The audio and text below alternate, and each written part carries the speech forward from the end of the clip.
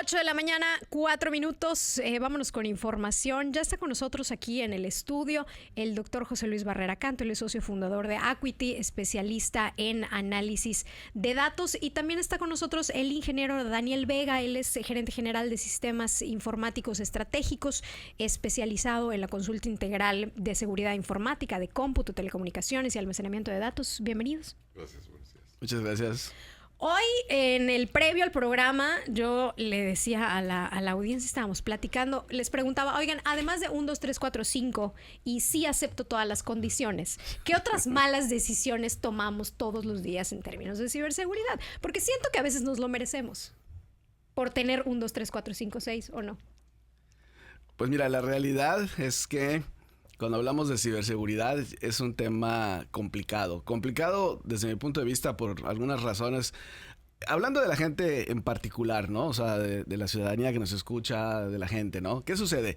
Primero, no creemos que nos afecta a nosotros, que yo creo que eso es lo más importante, ¿no?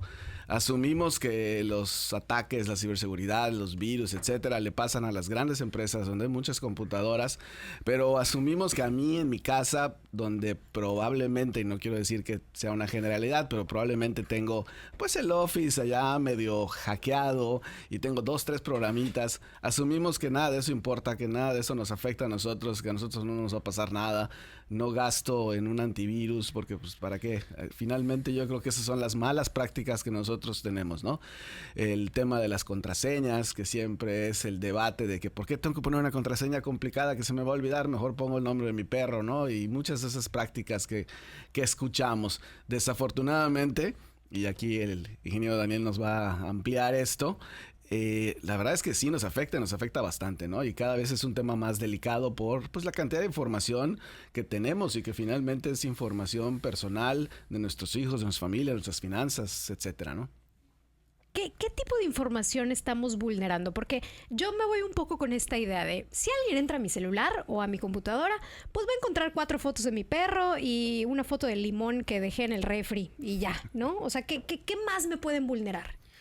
Dependiendo de lo que hablemos, podemos empezar por nosotros como individuos, nuestra información personal, nuestra identidad, nuestros datos bancarios, las cosas que poseemos, las propiedades que poseemos. Son temas que a veces uno da por sentado que están seguros, pero no están así. Y si volteamos a ver la parte de la iniciativa privada o gobierno, la parte también de lo que ellos tienen como posesión de los ciudadanos, también hay que protegerla.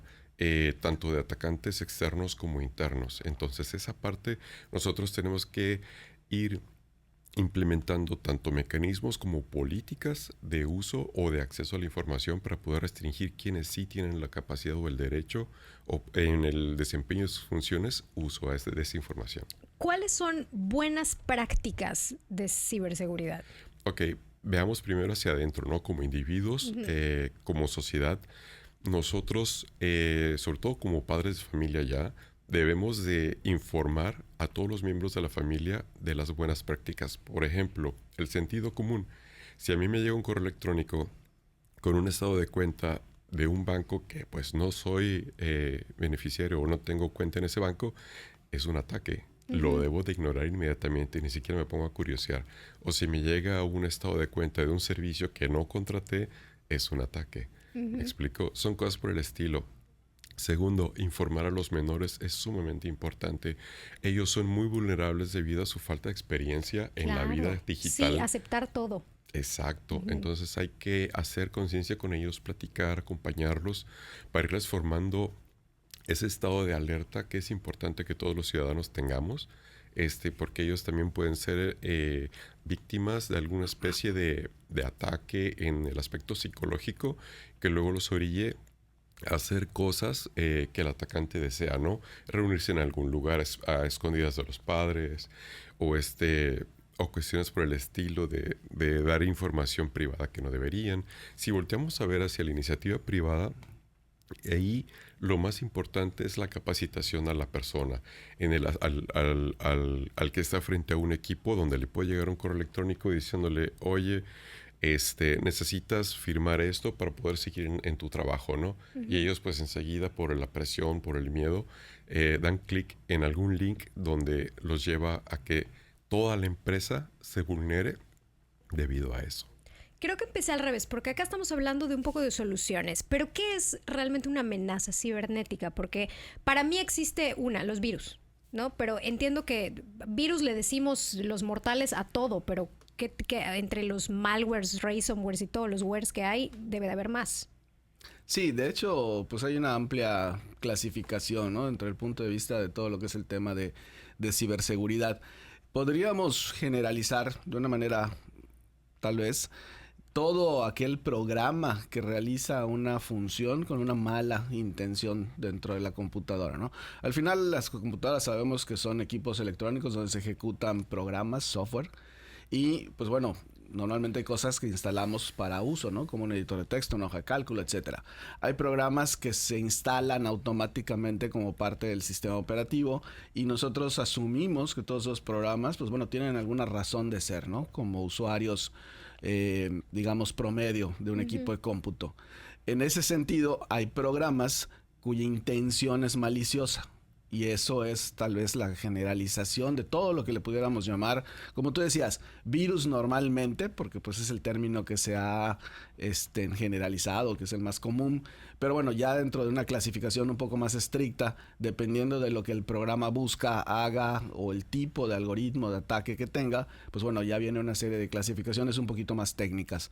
Yo creo que una de las más conocidas últimamente es el ransomware, que viene de la palabra en inglés ransom, que es secuestrar, y que fundamentalmente, como dice su nombre, lo que hace es secuestrar información de una computadora. ¿Qué significa esto? Que de repente yo un día trato de acceder a mis datos y ya no puedo.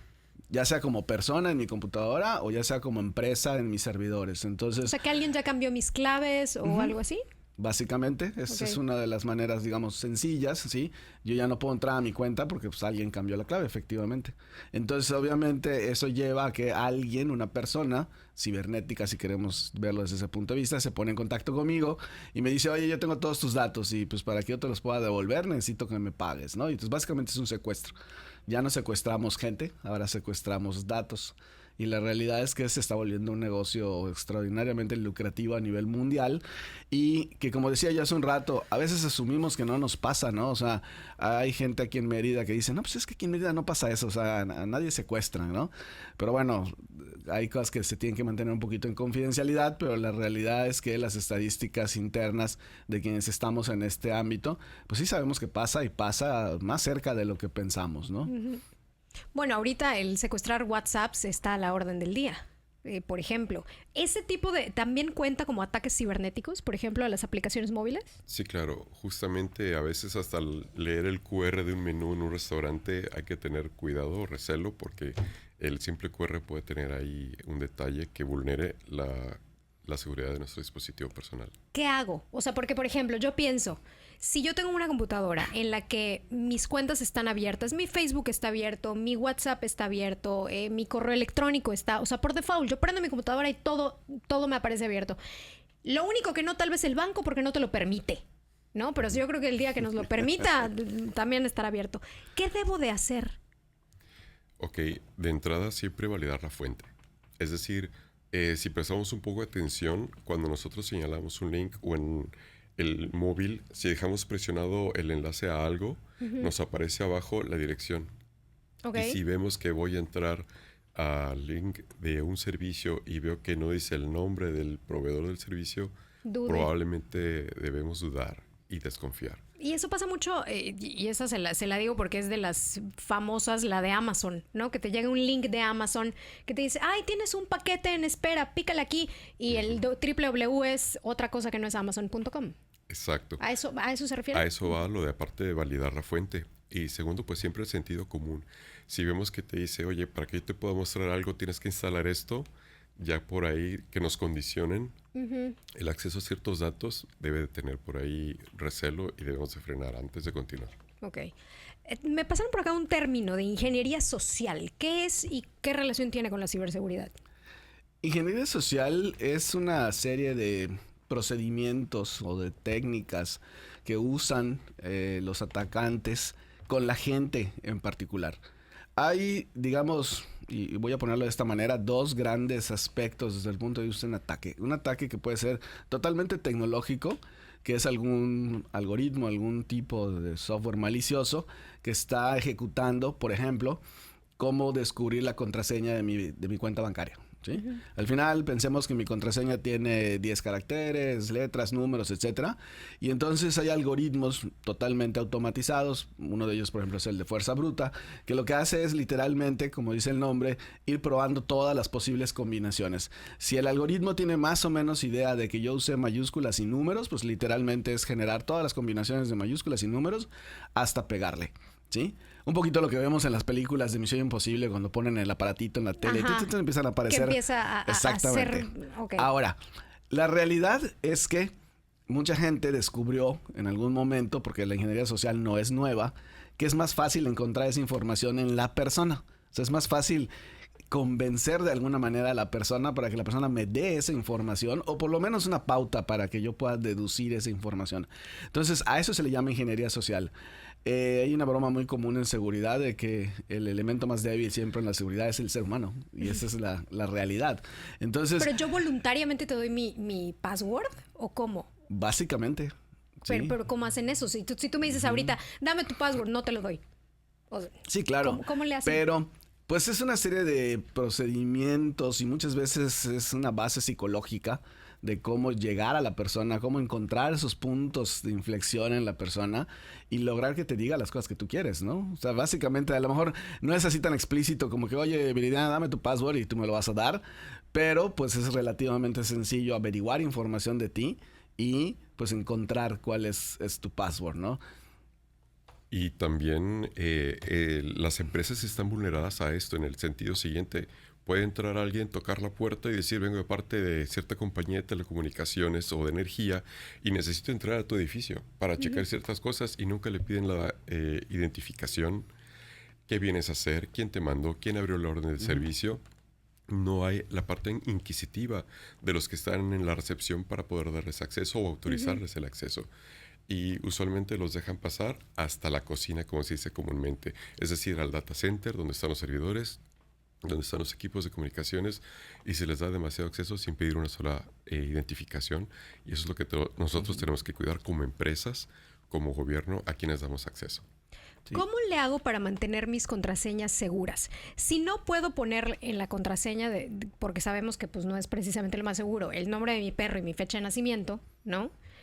Y no sé, sigo todas estas recomendaciones de que sea alfanumérica, mayúsculas, minúsculas, un carácter diferente, que sea larga, todas las recomendaciones. Se me va a olvidar, ¿eh? ¿Cómo le hago para guardarla? Hay aplicaciones muy buenas, sobre todo hay que decirlo, de origen europeo, que sirven para almacenarlas y además nos permite generarlas. La podemos instalar en mi móvil.